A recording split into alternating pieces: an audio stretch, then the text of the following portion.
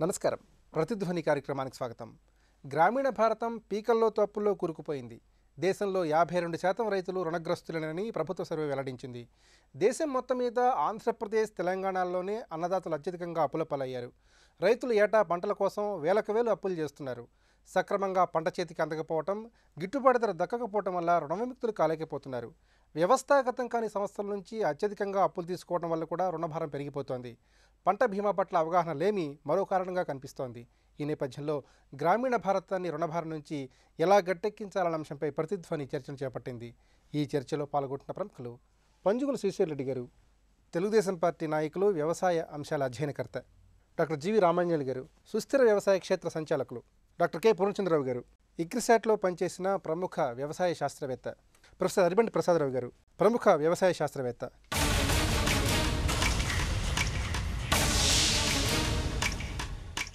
రామాంజనేయులు గారు, గ్రామీణ భారతంలో 50% పైగా రైతన్నలు రుణగ్రస్తులని ప్రభుత్వ తాజా సర్వే వెల్లడించింది. మరి ప్రధానంగా ఈ దుస్థితికి కారణాలు ఏ విధంగా విశ్లేషించుకోవాలి? వ్యవసాయం లాభసాటిగా లేకపోవటం వలన రైతులు నష్టపోతున్నారు, అప్పుల పాలవుతున్నారు అన్న విషయం అయితే మనకు తెలుస్తూనే ఉన్నది. నేషనల్ శాంపుల్ సర్వే ఇంతకుముందు జరిగిన సర్వేకి ఇప్పటికీ చూస్తే అప్పుడు 82% మంది అని చెప్పారు, ఇప్పుడు 52 అని చెప్తున్నారు. అయితే మన రాష్ట్రంలో విషయానికి వచ్చేసరికి ఇంకా ఆ సంఖ్య చాలా ఎక్కువగా ఉన్నది కూడా. దీని వెనకాల ప్రధానమైన కారణాలు మనం చూసుకుంటే, ఒకటి కౌలు రైతుల సంఖ్య విపరీతంగా పెరుగుతోంది తెలంగాణ, ఆంధ్రప్రదేశ్ రాష్ట్రాలలో. ఈ కౌలు రైతుల సంఖ్య పెరిగినప్పుడు వాళ్ళకి బ్యాంకు నుంచి రుణాలు అందకపోవటం, దానివల్ల రుణాలు బయట తీసుకోవాల్సిన పరిస్థితి వస్తుంది. వాళ్ళ సంఖ్య చాలా ఎక్కువగా పెరగటం అన్నది ఒక ప్రధానమైన అంశం. రెండోది, పెట్టుబడి ఖర్చు దేశంలోనే అందరికంటే కూడా చాలా ఎక్కువ ఆంధ్రప్రదేశ్, తెలంగాణ రాష్ట్రాలలో ఉన్నది. ముఖ్యంగా ఎరువుల వినియోగం కానీ, పురుగుమందుల వినియోగం కానీ చాలా ఎక్కువ చేయటం వల్ల ఇది ఒకటి, పెట్టుబడి ఖర్చు కూడా ఎక్కువ అవుతున్నది. దీనికి తోడు ప్రభుత్వ విస్తరణ వ్యవస్థ బలోపేతం చేయకపోవటము, అట్లాగే మార్కెట్ సహకారం లేకపోవటం వలన పెట్టిన పెట్టుబడికి సరిపడా లాభం రాకపోవటం రైతుల స్థాయిలో కనిపిస్తోంది. ఇది ఒకటి ఒకవైపు మనకి చాలా స్పష్టంగా కనిపిస్తున్నది.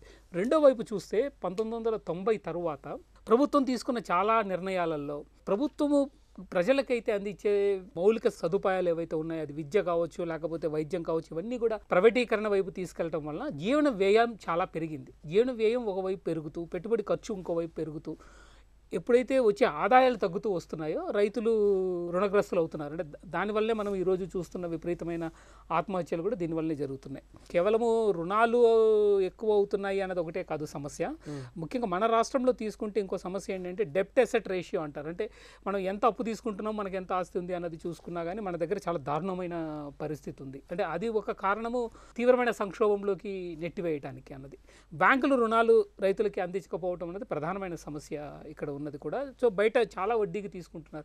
మేము తెలంగాణ జిల్లాలలో, కొన్ని జిల్లాలలో మేము సర్వే చేసినప్పుడు చూస్తే దాదాపు 6-7% వడ్డీకి కూడా, అంటే నెలకి 100కి 5-6 రూపాయల నుంచి 7-8 రూపాయల వరకు కూడా తీసుకున్న పరిస్థితి కనిపిస్తుంది. ఇదే పరిస్థితి మనకు అనంతపూర్లో కనిపిస్తుంది, శ్రీకాకుళం, విజయనగరం జిల్లాలలో కూడా కనిపిస్తుంది ఈ సంవత్సరం. అయితే అంటే ప్రభుత్వం వైపు నుంచి లోపం ఉన్నది అయితే స్పష్టంగా కనిపిస్తూ ఉన్నది. అయితే 10 సంవత్సరాల నుంచి ఇలాంటివి రిపోర్ట్లు వచ్చినప్పుడు ఒకసారి చర్చించుకొని వదిలేస్తున్నాను తప్పితే ఒక మౌలికమైన మార్పు వ్యవసాయ రంగంలో ఏదైతే తీసుకురావాలో అటువైపు ప్రయత్నం చేయకపోవటము ప్రధానమైన కారణం. శ్రీశైలరెడ్డి గారు, దేశంలో 52% మంది రైతులు రుణాల ఊబిలో కూరుకుపోయినట్టుగా గణాంక కార్యక్రమాల అమలు మంత్రిత్వ శాఖ తన సర్వేలో వెల్లడించింది. అయితే ఈ జాబితాలో ఆంధ్రప్రదేశ్, తెలంగాణ రాష్ట్రాలు మొదటి 2 స్థానాలను ఆక్రమించుకున్నాయి. మరి ఈ పరిస్థితి ప్రధానంగా ఎందుకు వచ్చిందంటారు? ముఖ్యంగా ఈ 2 రాష్ట్రాల్లో రైతుల దుస్థితిని మనం ఏ విధంగా విశ్లేషించుకోవాలి? వ్యవసాయ ఖర్చులు పెరగటం, దాదాపు ఈ ఇన్పుట్ కాస్ట్ ఏదైతే ఉందో ఒక 300% పెరిగింది గత 10 ఏళ్లలో. అంటే ఒకటి, ఇప్పుడు ఎరువులు, విత్తనాలు, పురుగు మందులు, తర్వాత లేబర్, అగ్రికల్చర్ లేబరు, విద్యుత్కు సంబంధించి ఇవన్నీ కూడా. ఒకవైపు విత్తనాలు, ఎరువులు, పురుగు మందులు దొరక్కపోవడం, దొరికినా కల్తీవి దొరకడం, ఇన్పుట్ కాస్ట్ బాగా పెరిగిపోవడానికి తర్వాత లేబర్ కాంపోనెంట్, అది కొంత ఎంజీ నరేగా రావటం, ఎంజీ నరేగా వ్యవసాయానికి అనుసంధానం చేయించాలి అనే కొంత చర్చ రావటం, అది కొంత సొల్యూషన్కి అది పనికొస్తుంది. కానీ ఈ ఇన్పుట్ కాస్ట్ పెరగటం వల్ల రైతుల ఉత్పత్తికి తగ్గ ధర దొరక్కపోవడం వల్ల ఇప్పుడు స్వామినాథన్ కమిషన్ ఎప్పటి నుంచి, అంటే ఏ వ్యవసాయ సంబంధిత చర్చలో అయినా స్వామినాథన్ కమిషన్ ఇంప్లిమెంటేషన్ గురించిన ప్రస్తావన రాకుండా ఉండదు. స్వామినాథన్ ఇన్పుట్ C2+50% ఇస్తే రైతులు గట్టెక్కుతారు అనేది ఆయన ఎప్పుడో చెప్పున్నారు. ప్రభుత్వాలు వాటిని అటకెక్కిచ్చేసినాయి. గత యూపీఏ ప్రభుత్వం 10 సంవత్సరాలు ఈ దేశాన్ని పాలించిన యూపీఏ ప్రభుత్వం హయాంలో చాలా విపరీతంగా వ్యవసాయానికి సంబంధించిన ఇబ్బందులు వచ్చినాయి. స్వామినాథన్ కమిషన్ ఇంప్లిమెంటేషన్ చేయలేమని వాళ్ళు తేల్చి చెప్పడం ఒకటి. 2008లో రుణమాఫీ చేసినప్పుడు యూపీఏ ప్రభుత్వం రుణమాఫీ చేసినప్పుడు చాలా దారుణాలు జరిగినాయి. అప్పుడు ఏంటంటే ఈ బ్యాంకులు మొండి బకాయిలు అంటే ఆల్రెడీ చనిపోయిన వాళ్ళ పేరు మీద ఉన్నాయి క్లియర్ చేయించడాలు ఇట్లాంటివన్నీ చాలా జరిగినాయి. సో అంతిమంగా ఏంటంటే ప్రభుత్వాలకు సంబంధించిన సంకల్పం పైకి ఏం చెప్పుకున్నా కూడా అవి రైతులకి చేరకపోవడం ప్రధాన కారణం. సో ఇట్లా అంటే పెట్టుబడి ఖర్చులు పెట్టడం, మద్దతు ధర రాకపోవడం, లాభసాటి ధర అంటున్నాం అది పక్కన పెట్టేస్తే కనీసం మద్దతు ధర కూడా రాకపోవడం, తర్వాత వాటిని రైతుల్ని ఇవన్నీ కూడా ఆత్మహత్యలకు పురికొల్పేలా చేస్తున్నాయి. ఆత్మహత్యలు ఈరోజు ఈ అన్ని సమస్యలు కూడా తెలంగాణ ఆంధ్రప్రదేశ్లో ఇవి దేశంలోనే చాలా తీవ్రంగా అంటే మనం ఆంధ్ర తెలంగాణ తర్వాత తమిళనాడు ఉన్నాయి. సో వీటన్నిటికీ కారణం వరుస ప్రభుత్వాల వైఫల్యం అనే చెప్పొచ్చు. అయితే 2009వ సంవత్సరంలో 71,000 కోట్ల రుణాలు మాఫీ అయ్యాయి.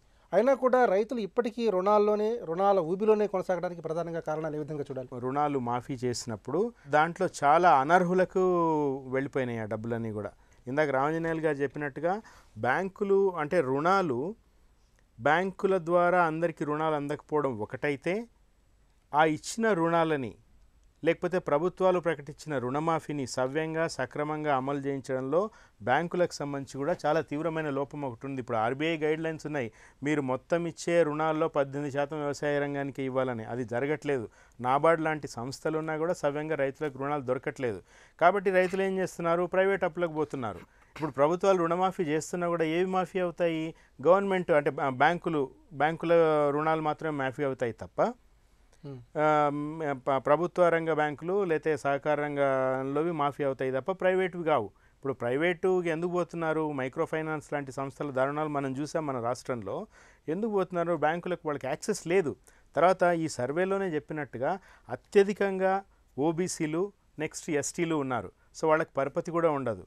సో వాళ్ళు రుణగ్రస్తులు అవుతున్నారు. వాళ్ళలోనే ఎక్కువ ఆత్మహత్యలకు పాల్పడమని జరుగుతుంది. ఇవన్నీ కూడా వరుస వైఫల్యాలకు కారణంగా మనం చెప్పుకోవచ్చు. పూర్ణచంద్ర గారు, ఇప్పుడు దేశ ప్రజల ఆకలి తీర్చి దేశానికి ఆహార భద్రత చేకూర్చే రైతులే పూర్తిగా రుణగ్రస్తులు అవుతున్నారు. మరి రైతుల పరిస్థితిని కడగండ్లని గమనించిన ప్రభుత్వాలు అనేక కమిటీలు వేశారు. అయినా కూడా ఎందుకని రైతుల పరిస్థితుల్లో గణనీయమైన మార్పు చోటు చేసుకోలేదంటారు?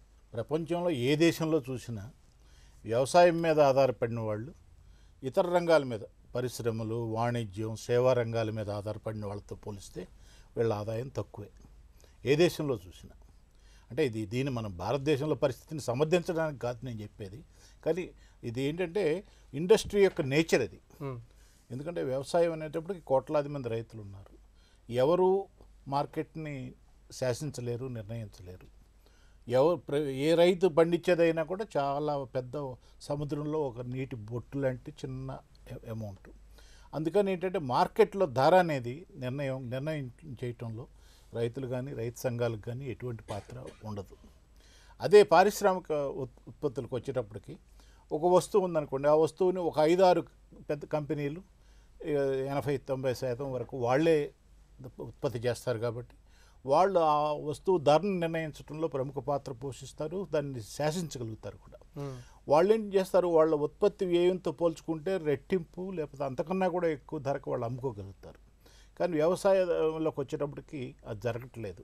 అంటే ఇప్పుడు మద్దతు ధర నిర్ణయించినా కూడా, ప్రభుత్వాలు మద్దతు ధర నిర్ణయించినా కూడా మామూలుగా ఉత్పత్తి వ్యయం అయిన దానికి ఒక 10% అదనంగా జోడించి లెక్కేస్తున్నారు.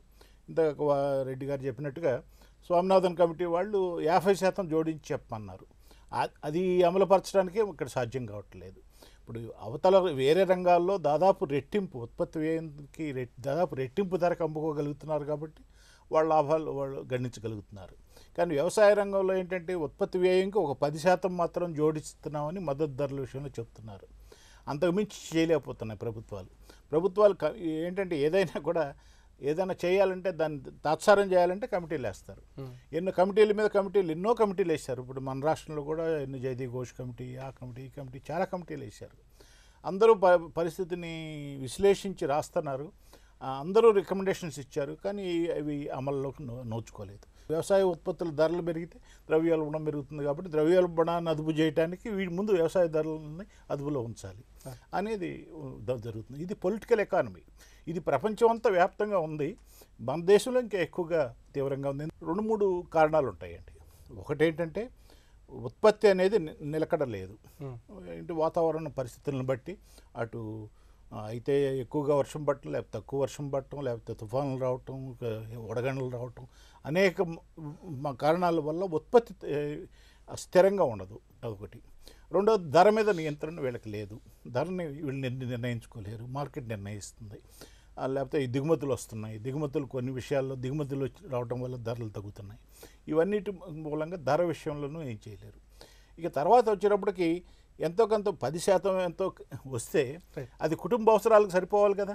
ఇప్పుడు ఎంత 2 ఎకరాలు 3 ఎకరాలు ఉన్న రైతు వాళ్ళు ఒక 20,000 సంపాదించారనుకోండి, కానీ వాళ్ళ కుటుంబ అవసరాలు వాళ్ళు వచ్చి ఎంత అవుతున్నాయి? ఒక 50-60 వేలన్నా కనీసం లేనిది ఏ కుటుంబం బతకలేని పరిస్థితి వస్తుంది. అందుకని అప్పులు చేయాల్సి వస్తుంది. బ్యాంకుల్లో దొరికితే బ్యాంకుల్లో దొరకకపోతే ప్రైవేట్ అప్పులు ఎక్కడ వీలైతే అక్కడ తీసుకుంటున్నారు. అందువల్ల రుణభారం పెరుగుతుంది. ప్రసాద్ గారు, ఇప్పుడు నానాటికి సాగుకు అయ్యే ఖర్చు విపరీతంగా పెరిగిపోతుంది. దీంతో రైతాంగం పూర్తిగా అప్పుల ఊబిలో కూరుకుపోతున్నారు. మరి రైతు భద్రతే వ్యవసాయ భద్రత అవుతుంది. మరి సాగు సంక్షోభంలో చిక్కుకున్న ఈ పరిస్థితుల్లో వ్యవసాయం లాభసాటి కాని ఈ పరిస్థితుల్లో రైతుకు అన్ని విధాల ఆత్మస్థైర్యాన్ని భరోసాని కల్పించే చర్యలు ఏ విధంగా ఉండాలంటారు? అసలు రుణం అనేది చాలా సహజం. రుణం లేకుంటే ఏ పరిశ్రమ కూడా 24 గంటల్లో ఆగి కూర్చుంటుంది. కాబట్టి రుణం తీసుకోవడం తప్పు కాదు. రుణం ఇక్కడ రైతు సమస్య ఏంటంటే రుణం సర్వీస్ చేయలేకపోతున్నాడు. చెల్లింపులో వడ్డీ కానీ అసలు ఫాయిదాలు ఏదైతుందో అది చేయలేకపోతున్నాడు. అది ప్రధాన కారణం. ఇప్పుడు మన ధరల విధానం, మార్కెట్ విధానాలు వీళ్ళు స్వేచ్ఛ పేరుతో ఇంప్లిమెంట్ చేసి ఎలా ఉందంటే రైతుల్ని అసమాన పోటీకి వాళ్ళు నిలుపుతున్నారు.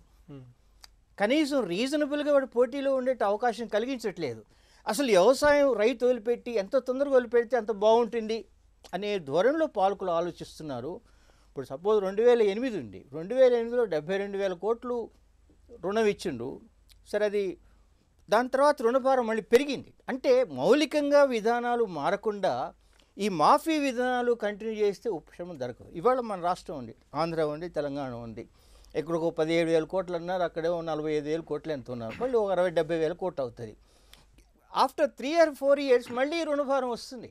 ఎందుకంటే మౌలికంగా విధానాలు ఏదైతుందో రైతుకు వ్యతిరేకంగా ఉన్నాయి, అవి మారకుండా రైతు కనీసం ఆ డెప్ట్ సర్వీసింగ్ చేసే క్యాపబిలిటీ రాదు. అది మూల కారణం. మనం రుణంలోంచి కంప్లీట్గా బయటపడాల్సిన అవసరం లేదు. కనీసం రుణానికి వడ్డీ అసలు ఫాయిదాలు కట్టే శక్తి, తనకు తాను మెయింటైన్ చేసుకునే శక్తి ఉంచాలి. అది పెట్టుబడిదారి విధానం. పెట్టుబడిదారి విధానంలో రుణం అనేది తప్పు కాదు, ఒక రోగం కూడా కాదు. రాధాకృష్ణ కమిటీ ఏదైతే ఉందో 2007లో వాళ్ళు అధ్యయనం చేసి చెప్పినామంటే రుణభారం అనేది ఒక రోగం కాదు, ఇది ఒక రోగ చిహ్నమే. మన విధానాలకి దీంట్లో ఉన్నటువంటి లోపాలకు ఒక చిహ్నంగా చూడాలి తప్ప దీన్ని ఒక జబ్బుగా మాత్రం చూడడానికి వీల్లేదు అని చెప్పినాడు. ఇంకో మాట ఏం చెప్పినంటే రుణ ఊబిలో ఉన్న వాళ్ళకి ఇంకా ఎక్కువ రుణం అందించడం కూడా అది సహాయం చేయదు. అది కాబట్టి విధానాల్లో మార్పు రావాలి. రామయ్య గారు, ఓవైపు ప్రభుత్వం ఏమో దిగుబడిలో ఇతోధికంగా పెరిగినట్టు చెబుతోంది, మరోవైపు రైతులేమో మార్కెట్లో ధర తమకు ఏమాత్రం గిట్టుబాటు కావటం లేదంటున్నారు. పెట్టుబడులు అమాంతంగా పెరిగి రైతులు తీవ్రంగా నష్టపోతున్నారు. మరి ఈ సమస్యలన్నిటికీ పరిష్కారం లభించేది ఎలాగంటారు? సంక్షోభం గురించి మాట్లాడుకున్నప్పుడు చాలా స్పష్టంగా వ్యవసాయ రంగ సంక్షోభంలో అది రైతుల సంక్షోభమే. వ్యవసాయ రంగం ఏం సంక్షోభంలో లేదు. దిగుబడుల పరంగా తీసుకున్నా కానీ ఏ రకంగా తీసుకున్నా కానీ ఈ పెట్టుబడి ఖర్చు పెరిగే దాని మీద ప్రభుత్వం దృష్టి పెట్టకపోవటము, దానికోసం పెట్టుబడులు కూడా అంటే ప్రభుత్వం పెట్టుబడి పెడతానని చెప్తున్నది కానీ మీరు సక్సెసివ్ బడ్జెట్లు చూసుకున్నామనుకుంటే గత దాదాపు 10 ఏళ్ల నుంచి కూడా 2.5 నుంచి 3% కంటే ఎక్కువ వ్యవసాయ రంగం మీద కేటాయిస్తున్న పరిస్థితి లేదు. ఆ కేటాయించిన బడ్జెట్లో కూడా చాలా మటుకి అన్నీ కూడా ఉద్యోగస్తుల జీతాలకు వెళ్తున్నాయి, లేకపోతే కొన్ని ఇన్పుట్స్ ఏవో సబ్సిడైజ్ చేసి ఇవ్వడానికి ఉపయోగపడుతున్నాయి తప్పితే ఎక్కువ ఉపయోగపడుతున్న పరిస్థితి అయితే లేదు, అంటే రైతుల పరంగా కూడా. రెండవది, ప్రభుత్వాలు నిర్ణయాలు తీసుకునేటప్పుడు కూడా ఇందాక ప్రసాదరావు గారు కూడా చెప్పారు, అంటే 2 ప్రభుత్వాలు కూడా తెలంగాణ ఆంధ్రప్రదేశ్ 2 కూడా రుణమాఫీ చేస్తామని ఏదైతే ఏవైతే చెప్పినారో ఆ డబ్బులు నిజానికి వ్యవసాయ రంగాన్ని బాగు చేసే దాని మీద పెట్టుంటే ఒక దీర్ఘకాలిక పరిష్కారం దొరుకుండేది. ఇప్పుడు ఈ లెక్కల్లోనే చూడండి, మీకు 21% మందికి మాత్రమే రుణాలు అందిన పరిస్థితులలో మాఫీ చేశారన్నా కానీ 21% మందికి బెనిఫిట్ అయి ఉంటుంది, మిగిలిన వాళ్ళకి ఏమీ ఉపయోగపడిన పరిస్థితి కూడా కనిపించట్లేదు. సో లాంగ్ టర్మ్ సొల్యూషన్స్ వైపు మళ్ళాల్సిన అవసరం అయితే ప్రభుత్వం వైపు నుంచి ఉంది రైతుల కోసం. రెండోది, వ్యవసాయ పద్ధతులు ఏవైతే ఉన్నాయో దాంట్లో చాలా తీవ్రమైన మార్పు తీసుకురావాల్సిన పరిస్థితి ఉన్నది. ఈరోజు మొత్తం దేశంలోనే చాలా అత్యధికమైన కాస్ట్ ఆఫ్ కల్టివేషన్ మన రాష్ట్రంలో ఉంది, తెలంగాణ, ఆంధ్రప్రదేశ్. పత్తి తీసుకున్నాం అనుకుంటే 5,800 రూపాయలు క్వింటా పత్తి ఉత్పత్తి అవ్వడానికి ఖర్చు అవుతుంటే కేంద్ర ప్రభుత్వం ప్రకటించిన మద్దతు ధర 4,050 రూపాయలు. ఆ 4,050 కూడా రాకుండా 3,500 ఎంతో వచ్చింది. కాబట్టి ప్రభుత్వం ఈ పెట్టుబడి ఖర్చు తగ్గించే దిశగా రైతులకి శిక్షణలు ఇచ్చే విస్తరణ వ్యవస్థను బలోపేతం చేయాల్సిన అవసరం అయితే ఉన్నది. రైతుల్ని అన్ని విధాలు ఆదుకోవడానికి అటు కేంద్ర ప్రభుత్వం కానివ్వండి, ఇటు రాష్ట్ర ప్రభుత్వాలు కానివ్వండి, ఎలాంటి నిర్దిష్టమైన చర్యలతో ముందుకు రావాల్సిన అవసరం ఉంది? 3 విషయాలు ఉన్నాయండి. ఒకటి, బడ్జెట్లో కేటాయింపులు వ్యవసాయ రంగానికి పెంచాల్సిన అవసరం ఉన్నది. రెండోది, వ్యవసాయ పద్ధతులలో మార్పులు తీసుకురావాల్సి ఉంది. దానికోసం ఒక సమగ్రమైన విధానం తీసుకురావాలి. అంటే పెట్టుబడి ఖర్చు ఏదైతే విపరీతంగా పెరుగుతుందో దాన్ని తగ్గించే దిశగా ప్రభుత్వం, అంటే ఒకవైపు సబ్సిడీలు పెంచడం కావచ్చు, రెండోది తక్కువ ఖర్చుతో పండించే పద్ధతుల వైపు వెళ్ళటం కానీ, ఈ రెండో వైపు వెళ్ళాల్సిన అవసరం ఉన్నది. మూడోది, రైతుల్ని సంఘటితం చేసి ప్రోడక్ట్ అగ్రిగేట్ చేసి మార్కెట్లో అమ్ముకునే కోఆపరేటివ్స్ దిశగా ప్రభుత్వము పెట్టుబడి పెట్టాల్సిన అవసరం ఉంది. అంటే ఈ 3 చర్యలు తీసుకోకుండా వ్యవసాయ రంగం బాగుపడే పరిస్థితి అయితే ఉండదు. పెట్టుబడి ఖర్చులు తగ్గించే దిశగా అయితే చాలా ప్రయత్నం ప్రభుత్వం వైపు నుంచి చేయాల్సిన అవసరం ఉన్నది. రైతుల్ని సంఘటితం చేసి మార్కెట్ లింక్ చేయాల్సిన అవసరం అయితే ఉన్నది. ఈ రెండింటి మీద ఖచ్చితమైన విధానము ప్రభుత్వ వైపు నుంచి తీసుకురావాలి. ఇంకొక చిన్న విషయము, ముఖ్యంగా మన తెలంగాణ, ఆంధ్రప్రదేశ్ రాష్ట్రాలకి చాలా ప్రధానమైన అంశము భూమి విషయం అండి. కౌలు రైతుల సంఖ్య విపరీతంగా పెరగడానికి ప్రధానమైన కారణం ఏంటంటే వ్యవసాయం చేయని వాళ్ళ చేతుల్లోకి వ్యవసాయ భూములు వెళ్ళిపోతున్నాయి. చాలా రాష్ట్రాలలో దీని మీద నియంత్రణ ఉన్నది. కర్ణాటక కానీ, మహారాష్ట్ర కానీ, గుజరాత్ కానీ, ఉత్తరప్రదేశ్ కానీ, మీరు ఏ రాష్ట్రం తీసుకున్నా కానీ వ్యవసాయం చేయని వాళ్ళు వ్యవసాయ భూములు కొనుక్కునే పరిస్థితి లేదు. కానీ మన రాష్ట్రంలో ఎవరైనా భూమి కొనుక్కునే పరిస్థితి. దాంతో ఏమవుతున్నదంటే వ్యవసాయ భూములన్నీ కూడా వ్యవసాయం చేయని వాళ్ళ చేతుల్లోకి వెళుతున్నాయి. వ్యవసాయ భూములు ఉన్నవాళ్ళు ఏమీ చేయట్లేదు, చేస్తున్న వాళ్ళకి ఏమీ సహకారం అందట్లేదు. అంటే దీనివల్ల మీరు ఈ సర్వే రిపోర్ట్లో మీరు చూస్తే ఇంకోటి కూడా కనిపిస్తుంది, గ్రామస్తుల సగటు విలువ పెరిగింది అనేది. అంటే ఆస్తుల విలువ పెరిగింది అనేది. వాళ్ళ ఆస్తి విలువ పెరిగింది, భూమి విలువ పెరగటం వల్ల. ఆ భూమి అమ్ముకుంటేనే అది ఎన్నికి వస్తుంది తప్పితే దాని నుంచి వచ్చే ఆదాయం ఏం పెరగనే పరిస్థితి ఉంది. సో ఒక నిరర్ధకమైన ఆస్తిలాగా తయారవుతుంది వాళ్ళు. కదంటే అమ్మితే తప్పితే దానికి విలువ లేని పరిస్థితికి భూమి వచ్చింది. అంటే ఇది మారాలి అనుకుంటే భూమి మీద విధానాలు మారాల్సిన అవసరం ఉన్నది, వ్యవసాయ పద్ధతులు మారాల్సిన అవసరం ఉన్నది, పెట్టుబడులు వ్యవసాయ రంగం మీద ఎక్కువ చేయాల్సిన అవసరం ఉన్నది. చివరగా వ్యవసాయంలో రైతులు నష్టపోకుండా ఉండాలి అనుకుంటే ఆర్థిక భరోసా ఇవ్వటం కోసం అని చెప్పేసి రైతులకు ఆదాయ భద్రత కనిపించే దిశగా విధానాలు మార్చాల్సిన అవసరం అయితే ఉంది. శ్రీశైల్ రెడ్డి గారు, కేంద్ర ప్రభుత్వం కానివ్వండి, ఇటు రాష్ట్ర ప్రభుత్వాలు కానివ్వండి, రైతులను అన్ని విధాలు ఆదుకోవడానికి కొన్ని నిర్దిష్టమైన పథకాలను అమలు చేస్తున్నాయి. అయితే క్షేత్రస్థాయిలో ఈ పథకాల వల్ల ప్రయోజనాన్ని రైతులు పొందలేకపోతున్నారు. మరి దీర్ఘకాలంలో శాశ్వత ప్రాతిపదికన రైతాంగానికి అన్ని విధాల మేలు చేకూరాలంటే ఎలాంటి ముఖ్యమైన చర్యలు అవసరం అంటారు? వ్యవసాయ ప్రధానమైన దేశం మంది 65 నుంచి 70% మంది వ్యవసాయం మీదే ఆధారపడుతున్నారు. ఈ పరిస్థితి ఇంకో 100 సంవత్సరాలైనా 200 సంవత్సరాలైనా వ్యవసాయం నుంచి, అంటే పాపం రైతులు వాళ్ళు ఆత్మహత్యలు చేసుకుంటూ ఉంటారు, అప్పులపాలు అవుతూ ఉంటారు. ఈ కష్టాలు ఉన్నప్పటికీ కూడా వ్యవసాయం మీద ఆధారపడే వాళ్ళ సంఖ్య తగ్గబోవడం లేదు, అది అలాగే ఉంటుంది. ఎందుకుంటుందంటే ఈరోజు వ్యవసాయం చేసే వాళ్ళలో, నష్టపోతున్న వాళ్ళలో, ఆత్మహత్యలకు గురవుతున్న వాళ్ళలో ఎక్కువగా ఈ సర్వేలో చూస్తే కూడా మనకు తెలిసేది ఏంటి, మీకు ఓబీసీలు, ఎస్టీలే ఎక్కువగా ఉన్నారు. సో వాళ్ళు ఏదైతే ఈ మోడర్నైజేషను లేకపోతే గ్లోబలైజేషను ఫలాలు అందుకుని సర్వీస్ సెక్టార్లోకి మళ్ళీ వాళ్ళు అర్బనైజేషన్కి వచ్చి ఇంకా ఆ స్థాయికి వాళ్ళు రాలేదు. సో కాబట్టి వాళ్ళు కష్టమో నష్టమో లేకపోతే సెంటిమెంటో ఏదో ఒకటి వ్యవసాయం మీదే ఆధారపడి ఉన్నారు, అక్కడే గ్రామాల్లో నలిగిపోతూ ఉన్నారు వాళ్ళు. సో కాబట్టి ఈ పరిస్థితి మారదు. ప్రభుత్వాలు, కేంద్ర ప్రభుత్వం ప్రధానంగా, ఎందుకంటే ఈరోజు వ్యవసాయం అనేది స్టేట్ సబ్జెక్ట్గా ఉన్నప్పటికీ చాలా అంశాలు కేంద్ర ప్రభుత్వం నియంత్రణలో ఉన్నాయి. అవి ఎక్స్పోర్ట్స్ కావచ్చు, ఎరువులు కావచ్చు, పర్మిట్లు కావచ్చు, ఏవన్నా కావచ్చు. సో ఇదేంటంటే అయితే కాంకరెంట్ లిస్టులో అయినా పెట్టాలి, లేకపోతే కేంద్ర ప్రభుత్వం ఒక నిర్దిష్టమైన విధానాలు ఏర్పరిచి అక్రాస్ ది బోర్డ్ అన్ని రాష్ట్రాలకు సంబంధించి ఈ ఇంప్లిమెంటేషన్, జనరల్గా ఈ పాలసీ పారాలిసిస్ వల్లనే సమస్యలు వస్తాయి. ఒకటి, ప్రభుత్వాల విధానాలు, ఇందాక రామాంజనేయులు గారు చెప్పినట్టు వాళ్ళ ప్రయారిటీస్ కరెక్ట్గా ఉండటం. అంటే వ్యవసాయానికి సంబంధించి పదే రైతులు అప్పుల ఊబిల్లో కూరుకునే పరిస్థితులు కల్పించటం, వాళ్ళకి ఈ సంస్థాగత రుణాలు దక్కకపోవడం, వాళ్ళకి ఇన్పుట్స్ దొరకకపోవడం, వీటికి సంబంధించిన మౌలికంగా ప్రభుత్వ విధానాల్లో మార్పులు అయితే రావాల్సిన అవసరం ఉంది. తర్వాత వాళ్ళకి మద్దతు ధర లభించేలా చూసుకోవటం, వీళ్ళు అంటే అంటే విద్యుత్ కావచ్చు, మిగతా రకాల ఇన్పుట్స్ కావచ్చు. ఈరోజు రైతులు కూడా అంటే ఈ సర్వేలో నేను చూసాము, కాఫీ, వెనిలా, పత్తి లాంటి ఖర్చులు ఎక్కువగా ఉండే పంటలు వేస్తున్నారు అని. వాళ్ళని ఆల్టర్నేటివ్ అంటే వ్యవసాయానికి అనుబంధ రంగాల వైపు మళ్లించడం, వ్యవసాయం చేస్తూనే అనుబంధ విభాగాలు మళ్లించడం, అది కూడా లాభసాటిగా ఉంటుందనే భరోసా కల్పించడం, అలాంటి చర్యలు తీసుకుంటే తప్ప ఈ సమస్యకు ఉపశమనం లేదు. పూర్ణచంద్ర గారు, ఇప్పుడు తక్కువ ఖర్చు అయ్యే యాజమాన్య పద్ధతుల్ని సమర్థవంతంగా అమలుపరచడం ద్వారా వ్యవసాయాన్ని లాభసాటిగా మార్చుకోవచ్చని చెబుతున్నారు. మరి ఆ దిశగా మన రైతాంగాన్ని ఏ విధంగా సంసిద్ధం చేయాలి? వ్యవసాయ రంగం అంటే ఒక్కటి కాదండి.